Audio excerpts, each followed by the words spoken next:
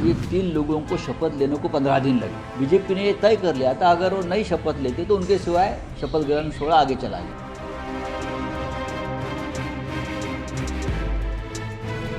शपथ के बाद भी महाराष्ट्र की नई सरकार की मुसीबत कम होने का नाम नहीं ले रही। सीएम और डिप्टी सीएम को लेकर फंसा पेच तो सुलझ गया, लेकिन अब मंत्रालय को लेकर नई सरकार में खींचतान फिर से शुरू हो गई, जिस पर अब एक बार फिर शिवसेना नेता संजय राउत ने बीजेपी पर चुटकी ली। दरअसल जहां एकनाथ शिंदे को मनाना बीजेपी के लिए अब भारी पड़ रहा है, तो वहीं सूत्रों के हवाले से खबर है कि एकनाथ शिंदे पहले ही साफ कर चुके थे कि गृह मंत्रालय से कम में वो किसी भी हाल में नहीं मानेंगे। शायद इसी भरोसे के साथ कल तक डिप्टी सीएम की शपथ लेने को लेकर कुछ भी खुलकर ना बोलने वाले एकनाथ शिंदे ने देवेंद्र फडणवीस के साथ डिप्टी सीएम पद की शपथ ले ली, लेकिन बात अब भी गृह मंत्रालय से कम में पूरी नहीं हो रही, जिस पर अब संजय राउत ने दावा किया कि अगर शिंदे अड़े रहते तो बीजेपी के शीर्ष नेताओं ने शिंदे के बिना शपथ ग्रहण की योजना बना ली थी। संजय राउत ने बीजेपी पर निशाना साधते हुए कहा, 15 दिन तक सरकार नहीं बना पाए, सिर्फ 3 लोगों ने शपथ ली। इसका मतलब साफ है कि सरकार में आज भी सब कुछ ठीक नहीं है। उन्होंने क्या कुछ कहा, सुनिए। बात ऐसी है, एक तो ये 3 लोगों को शपथ लेने को 15 दिन लगे। इतना भारी बहुमत आज उनके पास है, खुद बीजेपी के पास अपना बहुमत है, फिर जो शिंदे गुट है उसके पास पकड़ा है, अजित पवार के पास 200 से 225 से भी ज़्यादा विधायक उनके पास है, फिर भी 15 दिन तक वो सरकार नहीं बना पा रहे, शपथ नहीं ले रहे। और कल शपथ ग्रहण कार्यक्रम हुआ, उसमें सिर्फ 3 लोगों ने शपथ लिया, यानी अभी भी महाराष्ट्र से कि बड़े राज्यों को पूरी सरकार नहीं मिल रही है। उसका मतलब मैं ये निकालता हूँ, आज भी सब कुछ ठीक नहीं है।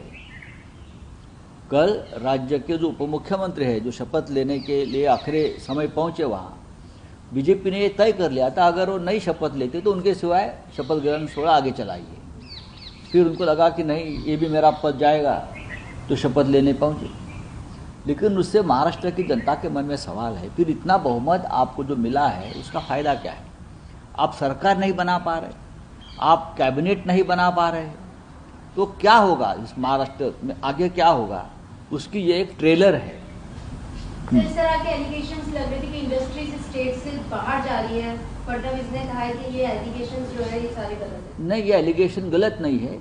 देवेंद्र जी अपने दिल पे हाथ रखकर कहना चाहिए कि 5 साल में महाराष्ट्र के बारे में क्या हुआ है, क्या गलत हुआ है, कितने प्रोजेक्ट्स, कितनी योजनाएं, कितनी केंद्रीय कार्यालय महाराष्ट्र से उठाकर गुजरात राज्य में चले गए हैं। उनको मालूम है, उनकी सरकार केंद्र में है, लेकिन महाराष्ट्र की बात कोई जोर से रखने को तैयार नहीं है केंद्र के सामने।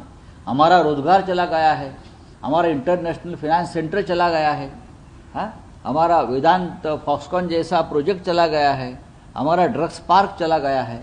ऐसी कितनी बातें मैं कहूँ जो चली गई है। हमारा टाटा एयरबस का प्रोजेक्ट चला गया है गुजरात में। मेरा सवाल है कि गुजरात महाराष्ट्र का हमारा भाई है, हम हमेशा हमारा रिश्ता भाई का रहा गुजरात के साथ, लेकिन जब से केंद्र में सरकार आई है, ये भाई भाई का रिश्ता मोदी और शाह जी ने तोड़कर महाराष्ट्र को अलग थलग करने की कोशिश की। अगर कुछ प्रोजेक्ट वाराणसी में, गुजरात में इसकी बजाय यूपी में जाते, बिहार में जाते, तो हम मानते। एक ही राज्य में क्यों जा रहे हैं? यही सवाल ममता बनर्जी पूछ रही है, दीदी पूछ रही है, यही सवाल अखिलेश जी पूछ रहे हैं, यही सवाल तेजस्वी जी पूछ रहे हैं, सभी लोग यही सवाल पूछ रहे हैं ना। महाराष्ट्र की बात छोड़ दीजिए। बता दें कि महाराष्ट्र में महायुति की सरकार बन गई। देवेंद्र फडणवीस तीसरी बार मुख्यमंत्री बन गए। वहीं एकनाथ शिंदे और अजित पवार डिप्टी सीएम बने हैं। कई दिनों तक महायुति में सीएम पद को लेकर लंबी खींचतान चली। बताया गया कि शिंदे डिप्टी सीएम पद पर नहीं मान रहे और बीजेपी से नाराज हैं। इसी वजह से सरकार बनाने में देरी हुई। हालांकि इस घटनाक्रम पर देवेंद्र फडणवीस ने कहा कि मैं नहीं मानता कि एकनाथ शिंदे नाराज थे।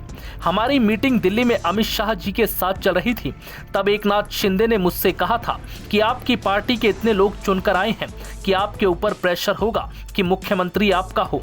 मैंने भी बाद में उनसे कहा था कि हम सरकार बनाएंगे तो आपको सरकार में रहना ही होगा।